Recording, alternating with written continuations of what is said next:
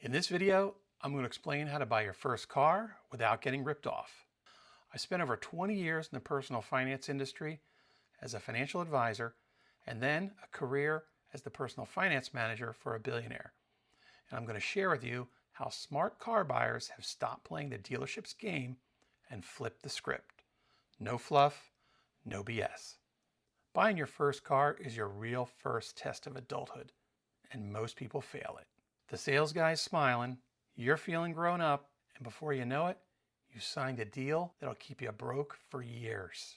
But here's the thing. Some people have figured out how to sidestep that trap entirely. So how do they do it? The first thing you need to understand is that a car is not an investment. It's a tool. Cars take money out of your pocket. They don't put it in. When you spend too much money on your first car, it'll keep you broke for years. When your car payment's too high, you won't have enough money to do the things you want to do or that you need to do. Want to pay off your student loans? You can't. Your car payment's too high. You want to pay off your credit card debt? You can't. Your car payment's too high. Want to buy anything without going into more credit card debt? You can't. Want a bigger apartment? You can't. Want to save for a house? You can't. Want to go on a vacation? You can't. Want to save for anything? You can't afford to because your car payment is too high. Look, a car won't make you rich. It won't make you look cool, but it could make you broke. A car just gets you from one place to another.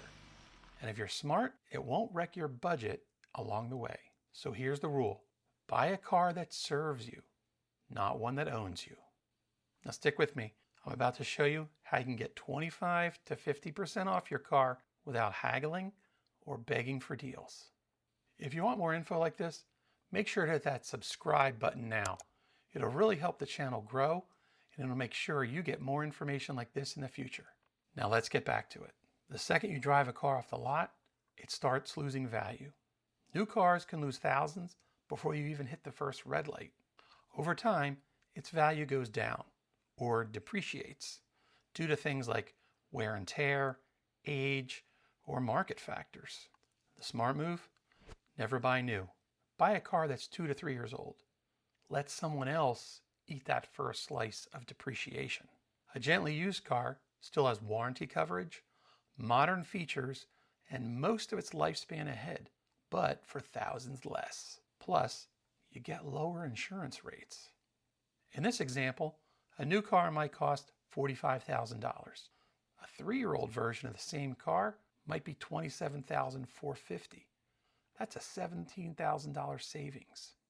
That's a couple of awesome vacations, an emergency fund, or a couple years of Roth IRA contributions. Now the savvy car buyers get a deal without ever needing a loan. Here's how you win the car game. Before you ever buy, pretend you already have a car payment, but pay yourself instead. Every month, move $600 into a car fund. Do that for 5 years and you'll have $36,000 cash. No debt, no interest, no stress. That's called delayed gratification. You get the car you want without selling your future to a lender. Now, if you need a new car right now, fine, start small. Buy a $5,000 beater with cash. Keep making that payment to yourself every month. In a few years, trade up and buy another one. Rinse and repeat. That's how you break the cycle. You're no longer working for the bank. The bank is working for you. Next, there's one simple formula you should use to figure out how much car you can actually afford, because your math and the dealer's math are not the same. Here's a quick test. If your car costs more than half your annual income, you bought too much car. If you make $70,000 a year, then your all-in limit, taxes, title, fees, everything, should be $35,000 max. And honestly, that's still pretty rich for a first car. Because the cost of owning a car isn't just about the payment. It's about insurance, gas, tires, oil changes, and that inevitable pothole repair that's going to sneak up on you. The price tag is just the bait. The cost to maintain it, that's the trap. Now listen closely, because I'm going to tell you the one question you should never answer at the dealership. Here's where most people get burned. The dealer says, "What kind of monthly payment do you want?" That's the trap. Don't answer that question. Why? Because they'll find a way to hit your number, even if they have to stretch the payments out over 7 years. Sure, the payments might look small, but you'll pay thousands more over time. You don't care about the payment. You care about the total cost, or the out-the-door price.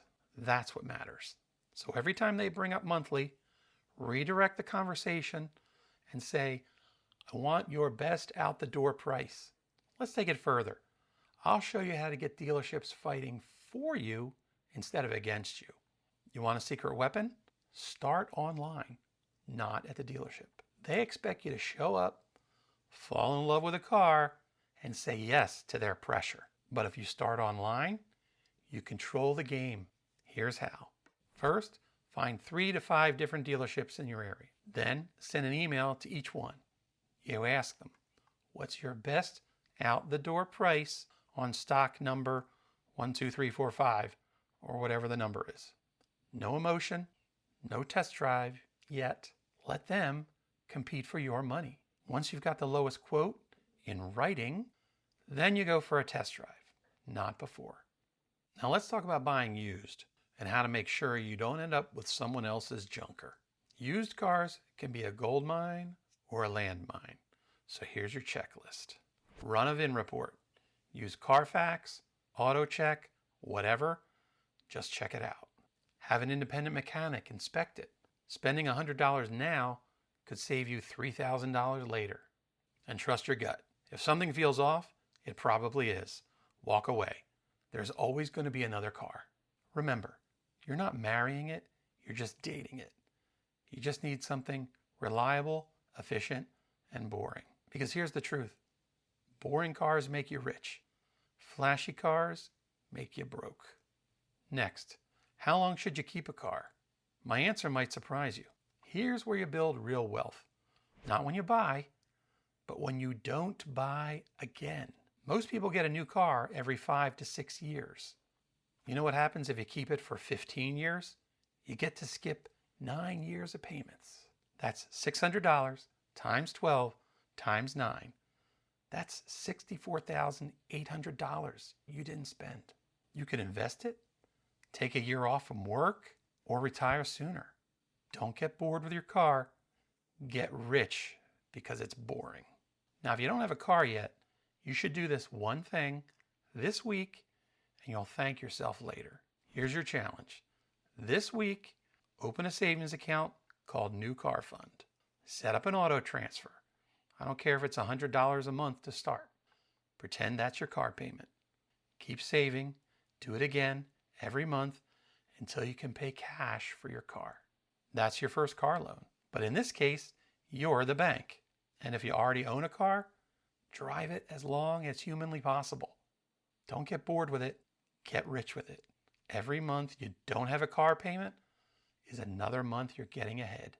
Now that you're on the path to saving up for that car, you should know how it fits into your overall money plans. Most people never bother to review this, but those that do are positioning themselves for financial freedom, and I talk about it in this video.